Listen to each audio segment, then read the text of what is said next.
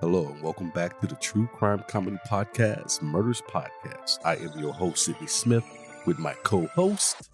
Oh, wait a minute. It is just me. I am all alone.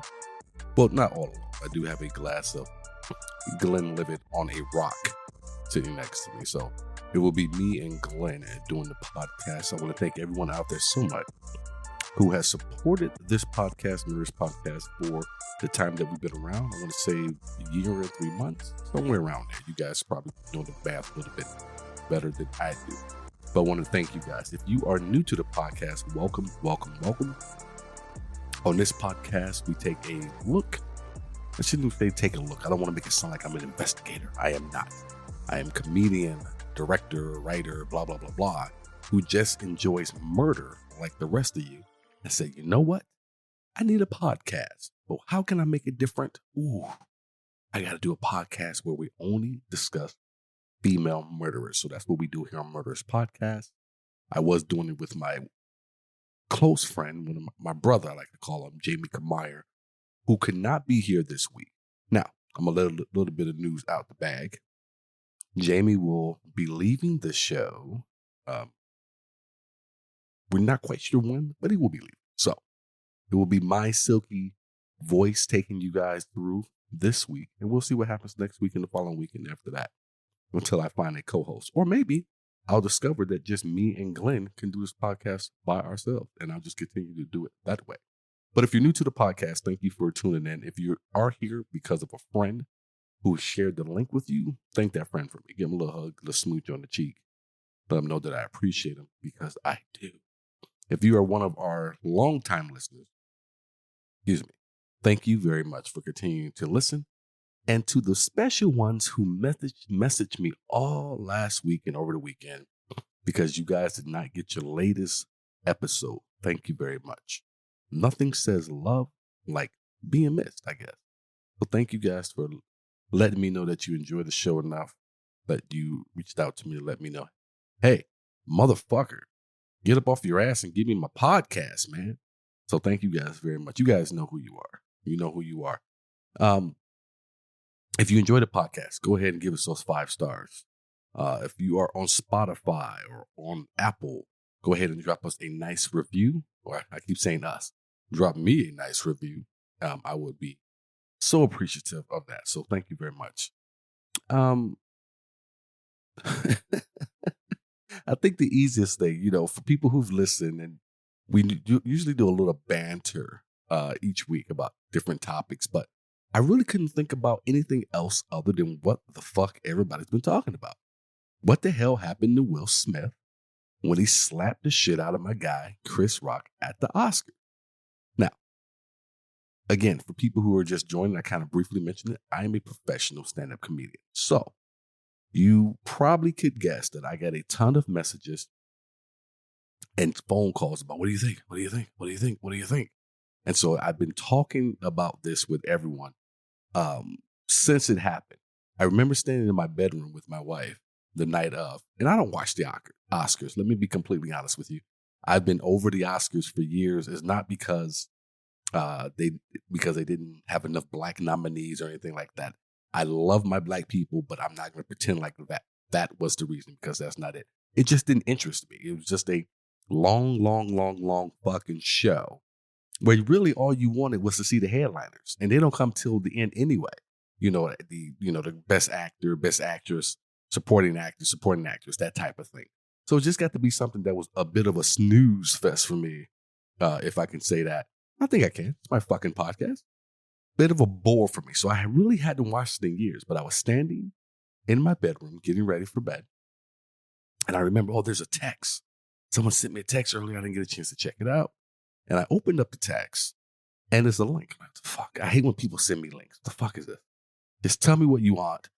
Are you guys like that? Don't send me a link. Just tell me what this is. Especially, don't send me a link and you don't tell me. Drives me fucking up the wall. But I opened the link because I knew the person.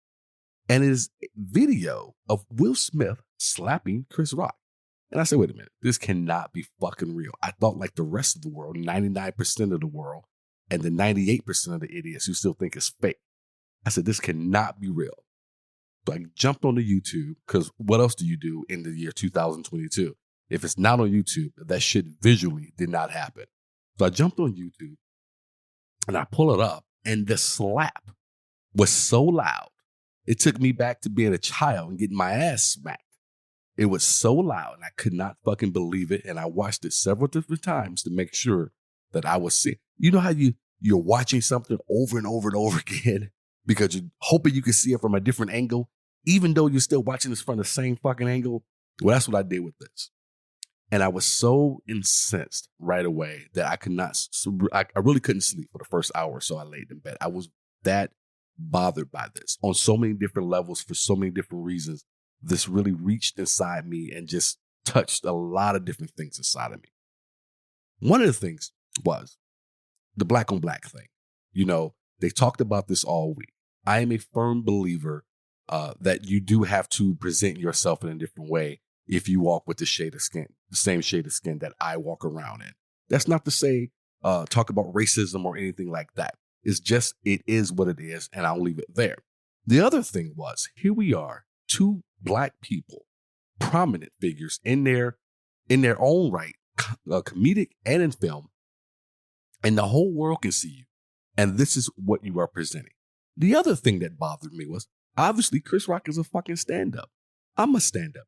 Chris Rock is my favorite stand-up. When I first started doing comedy, stand-up comedy, that is who I wanted to be. I mimicked all of his stage movements. I mimicked everything except for his material. It was my material, but I mimicked everything. His voice is so unique, so you can't really do that unless you're doing a down outright impersonation of him. But I mimicked so many different things about Chris Rock. And a lot of people who know me know this, because when I posted it up, I want to say my buddy Ryan Henry, who also listens to the show, shout out to my man, to the Henry family. He posted on my Facebook underneath it. I'm paraphrasing Ryan. He slapped the shit out of your guy, because everybody knows how much I love him. So that really bothered me. The other thing that bothered me was the amount of arrogance that Will had when he did it. When he slapped him and he just spun around as if he was holding his belt like he was an old school black mafia boss with this smirk on his face, like, yeah, I did it. This isn't going to be an original thought, not at this point in time. But the first thing I thought, and I said it to my wife, was he slapped the right one. Because if he had slapped the wrong guy, they'd have been whooping Will's ass. If he had smacked me, and some of you don't know, a lot of you don't know me, so you don't know my temperament, they'd have had to take 2 Oscar commercial breaks before I would have been off of Will Smith's ass. A lot of people commend Chris Rock for not reacting the way that I'm saying I would have reacted. And I'm not going to say that how he reacted was right or wrong. I believe Chris reacted the way he reacted because that's what's in him. I think someone who has something different in him would have reacted differently and would have been justified in doing so. I think Will knew what he was doing in terms of, this guy I can get away with this with. 20 years of friendship, and I'm using air quotes here, 20 years of friendship had let him know I could walk up here. Now, my wife said, I don't know if he should have slapped him, but if someone makes fun of me, you better stand up for me. And I looked at her and I said, yeah, well, I would think so. But if I laugh, then I'm going to have a hard time standing up for you, which was the other thing that bothered me. Will Smith laughed at the joke. Now, for a lot of you who don't know the joke that Chris Rock told, I don't know what to tell you. I don't know where you've been. I don't know if you don't speak English, or maybe they don't have the translated version from wherever you've been and wherever you hang out at. But I'm not going to go over it. I think we all know by now. Chris Rock, Jada Pinkett Smith, G.I. Jane, bald head G.I. Jane joke. Here's alopecia. On my other show, Facebook Live show that I do every Monday with my 2 co-hosts and comedians and my brothers, I love them dearly, Deion Curry and Warren B. Hall, we talked about this, and we got into this whole debate with our audience members there about alopecia, because a lot of them, and as like a lot of people this week, and I believe a couple of my listeners of this podcast actually tried to do it as well on that show, want to act as if alopecia is some dangerous disease such as cancer, where your life is in jeopardy. Now, I get for a lot of people out there, they think this is a huge thing because she has to wear her hair cut short and so on and so forth. And this everything's been made about race and how he tried to make fun of a black woman about her hair. Fuck all that bullshit. I'm here to say fuck all that bullshit. None of that matters. Because when you start talking about those things, you start to move away from what the real issue is. And the issue is Will Smith and all of the arrogance and whatever else, instability in his brain, thought he could step onto a stage on live television, the Oscars, and slap another man, a black man, in the face and walked away as if there were going to be no repercussions. Now, one of the other things that bothered me was that he was allowed to stay. He got his Best Actor award. He won it for playing Richard Williams. For people out there who don't know, he played Richard Williams, King Richard, the father of Venus and Serena.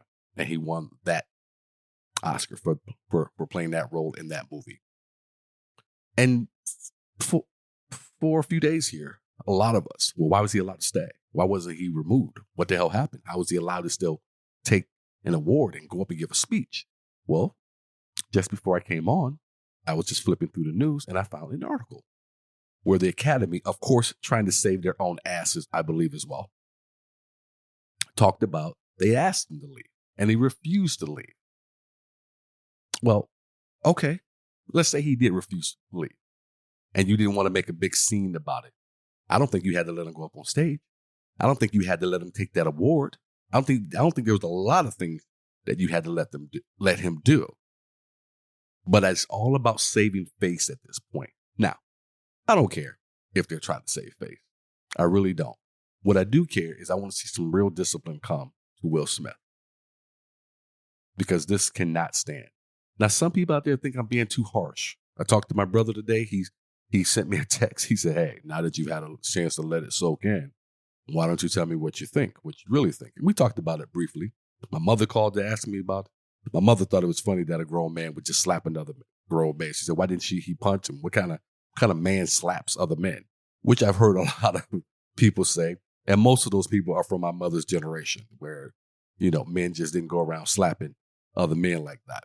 Some people think, that's what a man would do if he's trying to show a sign of disrespect to another man. I don't want to get into all that. I think the act of violence that was displayed, whether it was the slap, whether it had been a punch. I mean, there were so many other things that he could have done. That was a long walk across that stage. He had a lot of decisions that had to flip through his head before he got to Chris Rock. And if this is what you came up with. Now, a lot of people say, if you want to slap somebody, why aren't you slapping August? For people out there who don't know, Jada Pinkett drug her husband a couple of years ago on her show, Red Table Talk, revealing to the world that she had been sleeping with this young man, August, blah, blah, blah, blah, blah, blah, blah, with Will sitting there in front of the whole world to see him looking sad like a sad puppy. I think a lot of that has some things to do with this. I think there's a lot of things inside of that home that has a lot to do with this. Now, I'm not someone who sits around and talks about someone and his wife and his home and how they run their lives. But when you leave yourselves open and you live as if you were just an open book and everything is on display for as long as I can remember, all the way down to how you put your kids out here in the spotlight as well, then you leave yourself open to these things. At the end of the day, for me, I am no longer a Will Smith fan. Now, I don't know about any of you. And if some of you may agree, some of you may disagree, some of you may think I'm going too far with it. It's not that serious. Or why do you even care? I care on several levels. A few of them I've already shared with you. One of the other levels I care because I'm a stand-up comedian. And long before Will Smith assaulted Chris Rock on a stage, stand-up comics have been assaulted by fans, or I should say comedian fans, comic fans, comedy fans. Now, maybe not fans of that particular comic. Long before this. People have been on stage to stop shows. Most recently, there's a video Affion Crockett put up on IG. It may still be up. I saw it a few months back, where a woman got up on stage, stopped the whole show because she felt like she should chastise Affion Crockett for the material that he was using. Doing all of this while the audience is sitting there booing her, asking her to get the hell off the stage, Avion even took it to the people. Does anyone here feel like I'm wrong? No, you hear it. And she still doesn't want to leave. Finally, security makes their way. Now, I don't want to mention the club or anything, but finally, security makes their way over and gets this woman off stage. A few years back in Tucson at a club, I saw a female comic attacked by a female audience member. The stories go on and on and on and on and on. And so another worry of mine is that Will Smith, in all of his arrogance and his bravado and the glory that he felt for himself, has given another weirdo the feeling that they have carte blanche to go on stage when you hear something that you don't like from a comedian. And I'm here to tell you, excuse me, allergies has been kicking all day. You got to forgive me a little bit there. Glen is my favorite whiskey. I'm here to tell you, for anyone out there who's thinking about getting on stage, you keep a little something in mind for yourself. Here's a little something for you. Put this in your back pocket. Hang on to it. Will Smith fucked with the right one that particular night. You may not be so lucky. So if you're thinking about approaching someone who is trying to make their living by being a live entertainer, you should probably sit your ass in your seat or just get up and exit out one of those doors that have the big exit sign if you're not enjoying what's going on. That is what you need to do, not what Will Smith did. Will Smith, movies, TV shows, music are no longer going to be welcome in my home, in my car. My wife has the book Will that she purchased about a month or so ago. She went and got that book. So my wife, I love her. I'm not going to take that and burn that, though I would like to. But there will be nothing else in here. I won't be. I'm no longer a fan. And I can't imagine as I sit here in the year 2022 as an aspiring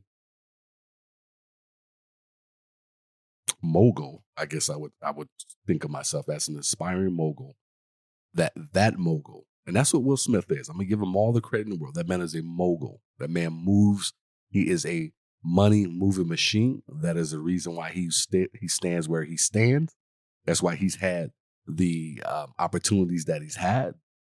Those things led all the way up to him being able to win that Oscar, which he rightfully deserved for his talent in that movie. But that night is forever gone. That night is forever in terms of what it should have been memorable for. Will Smith is in a small group of African-American men who have won that award. And now he has tainted it. And he's tainted his memory in my mind as well. So with that said, thank you guys again for jumping in here and listening. I hope you guys were able to hang in there with me a little bit and listen to what I had to say there about Will Smith and Chris Rock and the Oscars. I'm not sure who stood in. But, we'll see. We'll see. This is my first time doing this particular show alone. But I wanted to do it. I wanted to give it a shot. And so far, so good. I feel good. Maybe it's still going to live it. Get a little bit of buzz. My face feels a little warm. I think it's supposed to feel a little warm. Taryn, you're a professional. Should my face feel a little warm after the Glen Livet? I think so. So, though Jamie Kamier is not here, he did write this episode. So, if anything sounds off, if you hear me stumble a little bit, sounds like there's a lack of punctuation. That's because Jamie Kamier and his squad wrote this. So, here we go. On this week's episode of Murderess Podcast, them youngins be at it again. Not even grandma's safe. It's the terrible teen, Wendy Gardner. Wendy Gardner is polite and pretty with a round face and long brown hair. In school, she earned A's and B's. She played the flute, pretty, sweet melody, and she keeps a diary. In it, she has fantasized about ripping an old boyfriend's flesh to pieces. Hold on. Now, I personally was a pretty good student. And I didn't play a flute, but I sang in the choir. All right. And I would like to think that if people were paying attention to me, that there would have been some other things that they would have remembered about me had I been keeping a diary, fantasizing about ripping off my old girlfriend's flesh to pieces. Weird. The contrast, darkness, and innocence are typical of this child of drug use. A prostitute mother who died after contracting AIDS, and a father who boasted of how his own father dropped dead during an argument between them, according to testimony at Wendy's trial. Wendy's grandmother, from her mother's side, was Betty Gardner. She took in Wendy and her sister, Kathy, into her home in Hudson Valley town of Saugerties. That one is on me. I can't blame that one. Hudson Valley town of Saugerties in New York when Wendy was 5 and Kathy 3. Gardner was a widow who fervently believed in God and discipline, and sometimes the girls were slapped or paddled. They got up lucky. My grandmother used to have switches, like 3 of them. She would break 3 switches, keep them wrapped, and hold them together with rubber bands. Like my grandmother had a switch every 6 to 8 feet you walked in her house. There was something there that you get your ass whooped. There were switches. There were sometimes yardsticks that were kept above the threshold into a room. That type, oh man, yeah, you get your ass whooped.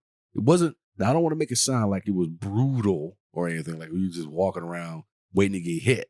But if you did some shit, it wasn't gonna be a good talking to that you got. During the trial, the prosecutor, Michael Miranda, said this was merely old school discipline.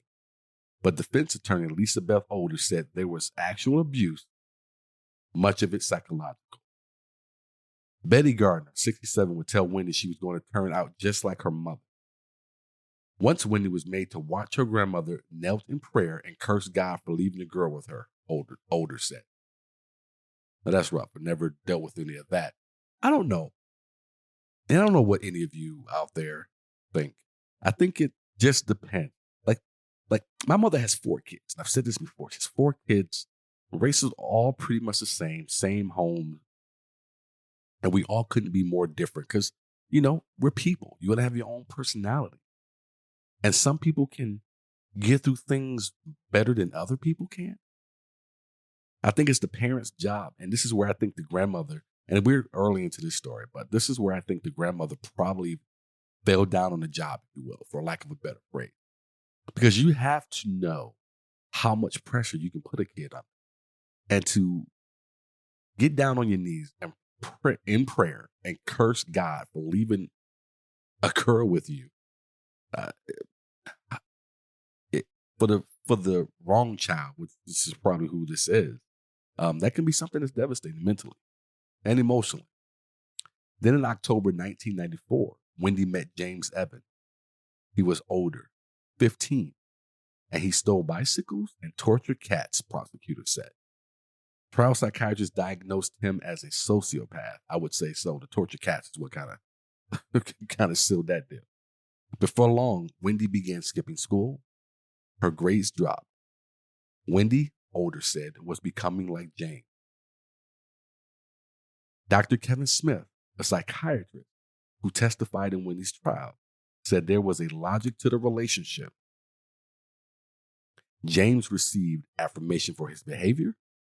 Wendy, operating on the emotional level of an 8-year-old, had a rebel boyfriend to complement her own angry and rebellious feelings. They were truly a perfect match, he said. It's like a lock and key system. By Christmas of 1994, Wendy had essentially lived with James and his mother for 2 weeks. Betty Gardner ordered her granddaughter home. The young lovers, however, had other plans. They talked about marrying on a boat 5 miles offshore, so it would be legal. They also talked about killing Betty Gardner. Now, I want to back up a little bit. Where they talk about them being a perfect match, like a lock and key system. You guys ever met that couple that you just, I've met these people, so I don't want to just ask you guys this weird question. Let me just say I've met couples over the years, and I've fought it, and if we were close enough, I would just tell them, God bless the two fools who would end up with you if you two don't work out. Because even though those people are a complete mess. Now, I use the word mess loosely because that could mean a lot of different things to a lot of different people. But it's almost like those people belong together, no matter, excuse me, even though it seems like an awful situation or not the best situation. And so part of you is happy that they're, because if they weren't, the misery that they would bring on to other people would be just, I don't even know how I would describe it for a lot of these folks that I've known for years, but it would just be something, man. So you almost want to say that had these two not turned to each other and found each other, maybe things would have been better. But sometimes part of me thinks, I think it would have been worse on society and on the people, the two other people that would have fell in love with them. If I kill her, will you love me? James asked, according to Wendy's confession, made later to authorities. And I said, yeah. But I don't think you'll do it. Want to bet? He asked. Wendy said James considered using a gun, but they didn't have one. Other forms of killing that were considered were chopping her to death as well as stabbing her, but those were deemed to be too messy. They decided to snap her neck. Now, I have not read this story. Now, if you listen to the podcast, you know I don't read them ahead of time because part of the fun for me is reading them and finding out what happened along with you guys who are listening. So I don't know what actually happened just yet, but the immaturity there of thinking, let's just snap her neck. Like, how many movies did you have to watch to come up with that plan that this is what we're going to do? But that's what they decided. They decided to snap her neck. The night of December 28, 1994, James accompanied Wendy to her grandmother's house. According to Wendy, Betty demanded that James leave. James lunged at Betty and put her in a chokehold. He took out a kite string and pulled it with his foot at the base of her neck. When he told Wendy to say her lines, she was too upset. So Jamie said, "Remember this bitch? You're never going to be able to hit her again." Wendy had planned to say, "You beat me. Now it's your turn to get beaten." These two silly motherfuckers have written out a script. How stupid. This is just out. Yes, stupid and dumb, but crazy. They wrote a script. Now, I myself, as many of you, have been driving in traffic and someone has cut you off in traffic and you have thought, I'll kick that motherfucker's ass, or, I'll kill him. We've all thought that. Never have I thought what lines I would say while I was committing that act. This is banana. Rather, Wendy and her younger sister, Kathy, hid upstairs. Wendy would sing jingle bells to her sister in an attempt to drown out the commotion of her boyfriend killing her grandmother.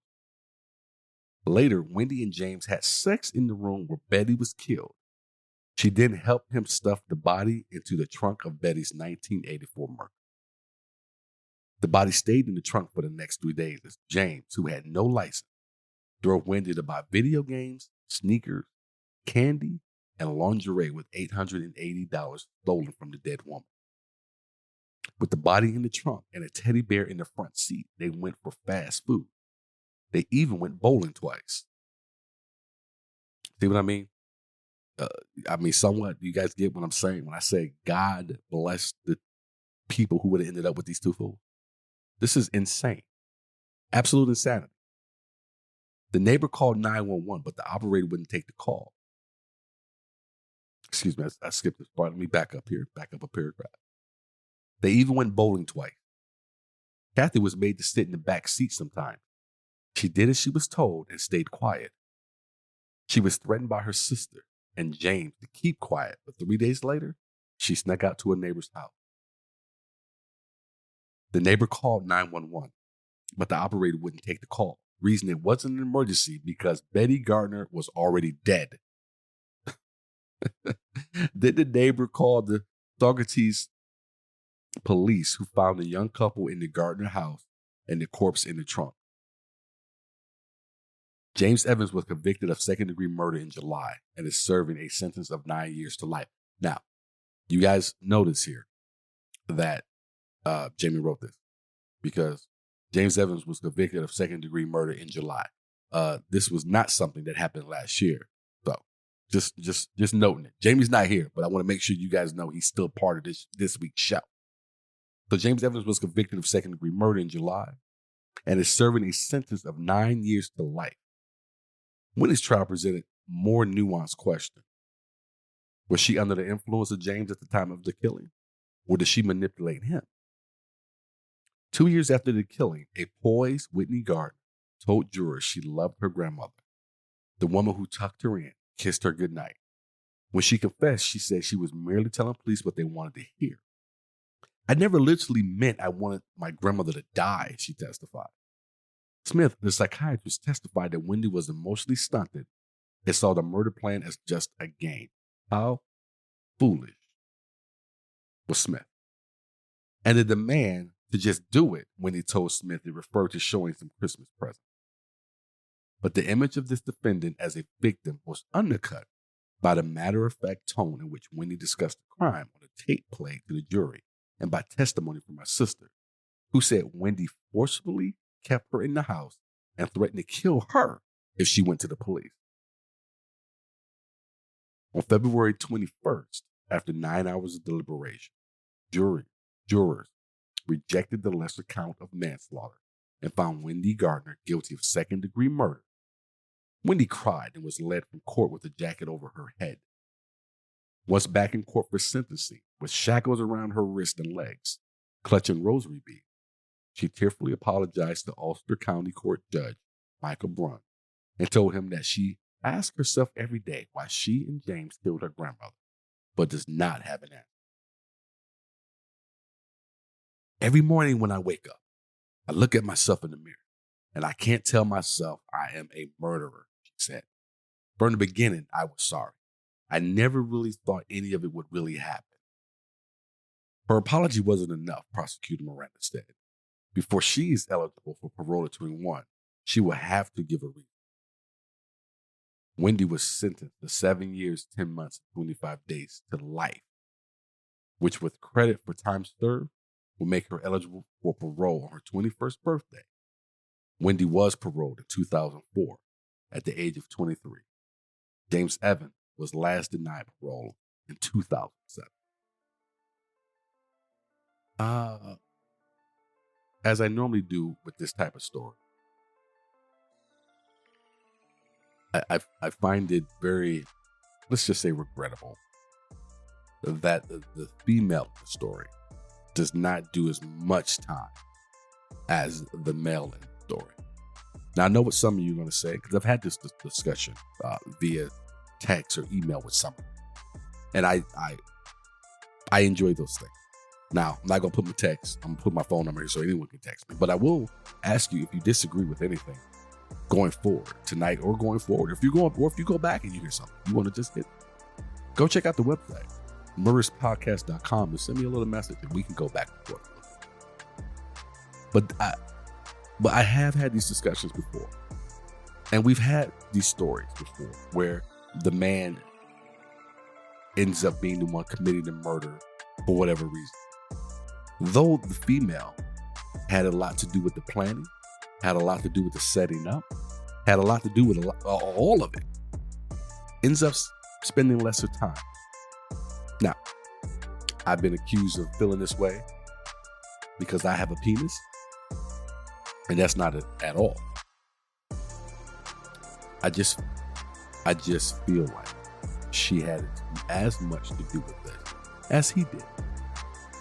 And if she really wanted things to be different, one, she would have never allowed this situation to get to where it was. Two, she would have never, ever have allowed her sister to be kept. And she's the one that kept her in the house. She's the one that threatened her life. So these are things that kind of go through my mind whenever we have one of these stories like this.